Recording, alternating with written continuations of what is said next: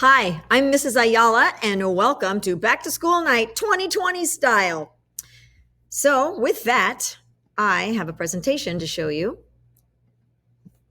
and it's all about the class you should be in that you're looking for right now is food science. This is your child's elective food science course, and this is just a collage of some of the things that I'm involved with here on campus. And a little bit more about me before we get into the course is I am number 9 in a family of 16 children. And the invariable question is it the same mom and dad? Yes, it is. And out of that big pack of people, 8 of us ended up being teachers. I think a family that size just lends you to being a natural teacher because you grow up constantly caring for your younger siblings and showing them how to tie their shoes or how to make oatmeal.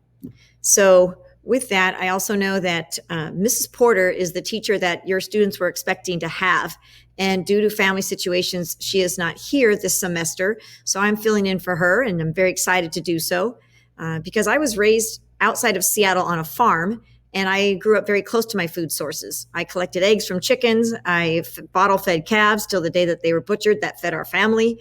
We grew corn. My dad had a huge garden.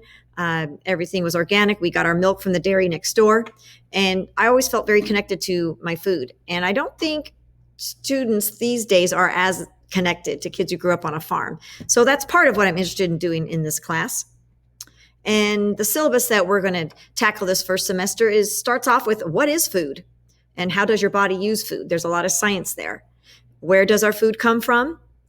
The science of taste, chemical reactions in cooking, and then food as art and careers in food scientists. I've already lined up a actual food scientist who said she would agree to come in and talk to our class about that. That's what she does. So, recommended supplies, infallible internet, and a chef's kitchen. Yes, I wish. I wish that upon all of you, but that's not our reality. So I will settle for a spiral notebook and something to write on.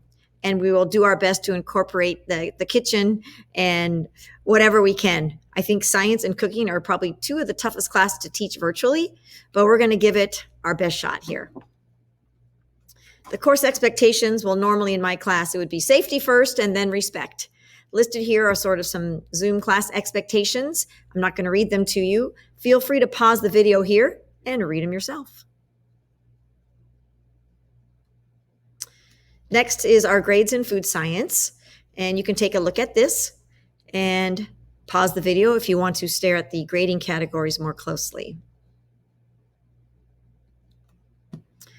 Here's my discipline policy outlined, and I'll let you read that as your leisure as well. Now, my email address, that's really important because I would love it if you would please email me if you prefer that your student leave their camera off during class. Okay? If I understand completely that family circumstances may play a role here and you may not wish to have your student with their camera on. So just please email me and let me know. I like to verify student identity with their camera on as I admit them from the Zoom waiting room. It's one of my safety protocols. So I do request that they turn their camera on ever so briefly, but if it is your wish as a parent or guardian, I will have them turn it off the rest of the period if that makes you more comfortable. Of course, my preference is to see my students during class, but I will absolutely respect your wishes as the parent or guardian. Again, I will respect your wishes. As much as I would like to see the students, I understand there's extenuating circumstances during these times. Please use the email to let me know. And because I was born outside of Seattle, I am a huge Seahawk fan, and most of the kids know that. So I want to wrap this up with saying, go Clifton Cubs and go Hawks.